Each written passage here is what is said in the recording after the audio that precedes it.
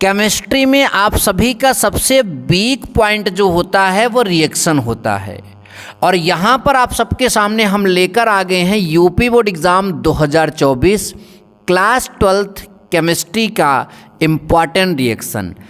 कौन से टॉपिक का रिएक्शन हम करेंगे? तो रिएक्शन के टॉपिक का नाम है कैसे प्राप्त करें। आपके बोर्ड एग्ज़ाम में रिएक्शन आएगा निम्नलिखित को आप कैसे प्राप्त करोगे। तो इस रिएक्शन को हम कैसे करेंगे ये हम इस वीडियो के माध्यम से ऐसा कॉन्सेप्ट आप सभी को बताने वाले हैं, शायद ही यूट्यूब पर आपको कहीं देखने को मिलेगा। ठीक, तो हमारे सामने पहला क्वेश्चन जो यहाँ पर है, ध्यान से देखिए कि एसिटिक अम्ल से निम्नलिखित कैसे प्राप्त करोगे। जो आपका एसिटिक अम्ल है उससे निम्नलिखित को कैसे प्राप्त करोगे, यानी फार्मिक अम्ल को कैसे प्राप्त करोगे, एथिल एमीन को कैसे प्राप्त करोगे, मेथिल एमीन को कैसे प्राप्त करोगे, एसीटोन को कैसे प्राप्त करोगे और एसिटामाइड को कैसे प्राप्त करोगे। ये हमारा क्वेश्चन है, 5 नंबर का है ये। इसके बाद और भी क्वेश्चन है। अगर आपका यही फंस गया तो सोचो आपको पूरे के पूरे अंक 5 नंबर मिल जाएंगे। तो ध्यान से देखना, किससे प्राप्त करने की बात कहा है ये पहले यहाँ पर तुम ध्यान दो। किससे प्राप्त करने की बात कहा है? फार्मिक अम्ल से प्राप्त करने की बात, सॉरी एसिटिक अम्ल से प्राप्त करने की बात कहा है। तो जिससे प्राप्त करोगे उसको यहाँ लिखोगे CH3COOH एसिटिक अम्ल। अब इसकी क्रिया आप NH3 से कराएंगे। कहोगे काहे कराएंगे? देखिए एसिटिक अम्ल में आपका कितना कार्बन होता है? 1 2। और फार्मिक अम्ल जो अभी लास्ट में बनेगा उसमें कितने कार्बन होते हैं? आपके 1 कार्बन होते हैं। तो यहाँ पर जो है हम इसके कार्बन को कम करेंगे। तो हम क्या करेंगे, सबसे पहले यहाँ पर चेंज करेंगे और उसके बाद जो है हीट उट करेंगे तो ये सब सारा प्रोसेस निकल जाएगा। तो डायरेक्ट इसको हीट करने पर तो निकलेगा नहीं, तो इसलिए हम क्या करेंगे, यहाँ पर NH3 से इसकी क्रिया कराएंगे। अब NH3 से क्रिया होगा तो क्या होगा, ये एक अम्ल है तो अम्ल क्या निकालते हैं, H+ निकालते हैं। तो यहाँ से H+ निकलेगा और अमोनिया जो है H+ के साथ क्रिया करके NH4+ बनाएगा। तो जो आपका CH3COO- था वो NH4+ के साथ जुड़कर क्या बनाएगा, CH3COONH4। यानी एसिटिक अम्ल सबसे पहले अमोनिया से क्रिया करके अमोनियम एसीटेट में कन्वर्ट हो जाएगा। यहाँ तक आप सभी को कोई दिक्कत नहीं होनी चाहिए, 1% की दिक्कत नहीं होनी चाहिए। अब फिर हम इसको गर्म करेंगे। भाई मैं बार बार बोल रहा हूँ कि इसको छोटा करना है हमको, तो हम इसको गर्म करेंगे। अब देखिए हाइड्रोजन और ऑक्सीजन के संयोग से जल निकलता है, आप सभी को मालूम है। तो 2 हाइड्रोजन और 1 ऑक्सीजन से जल चला जाएगा बाहर। तो आपका CH3CO और यहाँ पर 2 हाइड्रोजन बनेगा NH2, जिससे बोलते हैं एसिटामाइड। क्या बोलते हैं? एसिटामाइड।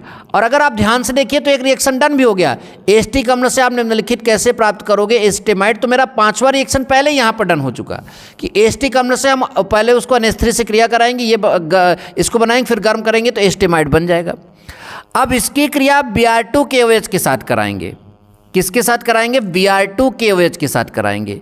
ध्यान से देखिए, जब हम इसकी क्रिया Br2KOH के साथ कराएंगे तो ये आपका जो CO है आपका जो है यहाँ पर K2CO3 के रूप में चला जाएगा और H जो है HBr के रूप में यहाँ पर निकल जाएगा। और उसके बाद आपका बनेगा CH3NH2 मेथिलेमीन बन जाएगा।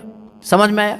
फिर उसके बाद जो है हम HNO2 से क्रिया करा देंगे H2S की, मतलब H2O की उपस्थिति में। तो ये मेथिलेमीन जो है यहाँ पर आपका क्या दे देगा, मेथिनाल दे देगा। और मेथिनाल यानी अल्कोहल आप सभी को मालूम है, कापर के साथ जो है उसका क्या कहते हैं, किसी भी अल्कोहल का अगर आप विहाइड्रोजनीकरण करते हैं यानी उसमें से हाइड्रोजन निकालते हैं कापर की उपस्थिति में टेम्परेचर पे, तो वहाँ से आपका जो है विहाइड्रोजनीकरण करने से 1 हाइड्रोजन यहाँ से, मतलब कि यहाँ 2 हाइड्रोजन निकल जाएगा। तो SCH यानी फॉर्मल्डिहाइड। और आप सबको मालूम है किसी भी एल्डिहाइड का अगर आप ऑक्सीकरण कर देंगे तो आपको क्या मिल जाएगा, फॉर्मिक अम्ल यानी अम्ल मिल जाएगा। तो अम्ल कैसे प्राप्त होता है? एल्डिहाइड से प्राप्त होता है। एल्डिहाइड कहाँ से आएगा? अल्कोहल से आएगा। सुनो मेरी बात, अम्ल कैसे प्राप्त होता है? एल्डिहाइड से प्राप्त होता है। एल्डिहाइड कहाँ से आता है? अल्कोहल से आता है। अल्कोहल कहाँ से आता है? एमीन से आता है। तो ये प्रोसेस ऐसे याद रखो, पूरा रिएक्शन का स्क्रीनशॉट ले लीजिए। और आई होप कि आपको ये बात मेरी समझ में आ गई। ठीक, दूसरा जो है यहाँ पर जो है दूसरा रिएक्शन एसिटामाइड यहाँ पर लिखा है। तो एसिटामाइड मैंने अभी आपको समझा दिया, शुष्क आसवन मतलब इसको गर्म करेंगे तो H2O बाहर निकल जाएगा और ये एसिटामाइड बन गया। हालांकि 5वां रिएक्शन पहले लिख दिया गया, उससे कोई दिक्कत नहीं, उसमें कोई दिक्कत नहीं। ठीक, आपने यहाँ पर कर लिया। अब इसी का अगर हम आगे यहाँ पर जो है हालांकि हमें दूसरे रिएक्शन में एथिलेमिन निकालना है, तो एथिलेमिन के बाद इसी रिएक्शन को जो है P2O5 से क्रिया करेंगे। तो जब इससे क्रिया कराएंगे तो यहाँ पर जो है ये ध्यान दीजिएगा, आपका ये H जो है और ये O जल निकल कर बाहर हो जाएगा और ये आपका CH3CN जो है यहाँ पर बन जाएगा मेथिल साइनाइड। और फिर इसका जो है हम क्या कर देंगे, इसका जो है आप चयन कर देंगे इसकी उपस्थिति में। तो आपका आप चयन करने से जो है यहाँ नाइट्रोजन से हाइड्रोजन जुड़ जाएगा और हाइड्रोजन यहाँ कार्बन से भी जुड़ जाएगा, तो ये आपका CH3CH2NH2 यानी एथिलेमिन बन जाएगा। तो इस तरह से एस्टेमाइड तो आपके हर रिएक्शन में दिख रहा है, यानी एस्टेमाइड तो आप प्राप्त ही कर सकते हो हर रिएक्शन में। तो ये आप नोट कर लीजिए, ठीक। अच्छा, अगला रिएक्शन ध्यान से देखिए, अगला रिएक्शन तीसरे में हमने यहाँ पर मेथिलेमिन बनाया, दूसरे में हमने जो है एथिलेमिन बनाया, तीसरे मेथिलेमिन। अमोनिया से फिर से क्रिया करो, फिर से आपका यही बनेगा, गर्म कर दो एसिटेमाइड बनेगा। अब यहाँ पर ब्रोमीन और 4 KOH से क्रिया करोगे तो ये निकलेगा, ये निकलेगा, ये निकलेगा और लास्ट में आपका क्या बन जाएगा, मेथिलेमिन बन जाएगा। सिंपल है, जैसे अगर आपने 2-3 रिएक्शन समझा तो ये समझ में आ जाएगा। फिर आप ध्यान दीजिए, आपका अगला नंबर जो चौथा नंबर है, एस्टिक अम्ल के 2 अणु ले लीजिए और उसकी CaOH के होल ट्वाइस से क्रिया कर दीजिए और 2 ठो वाटर वहाँ से निकल जाएगा। और जैसे 2 ठो वाटर वहाँ से निकल जाएगा, आपका क्या बन जाएगा, कैल्शियम एसीटेट।